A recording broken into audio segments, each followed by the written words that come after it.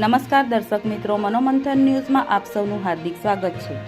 પંચમહાલ જિલ્લાના ઘોઘંબા તાલુકા ખાતે ઘોઘંબાથી બારિયા તરફ જતા ઇકો કાર અચાનક સ્લીપ ખાઈ જતા વાહન ચાલક ગાડીનું સ્ટેરિંગ ગુમાવતા અચાનક ગાડી ખાડામાં ઉતરી। ગાડીમાં સવાર ગાડી ચાલક અને જોડીદાર હતા। ટ્રેક્ટર દ્વારા ભારે જહેમતથી ગાડીને બહાર કાઢવામાં આવી। ગાડીને થોડું ઘણું નુકસાન થયેલ હતું।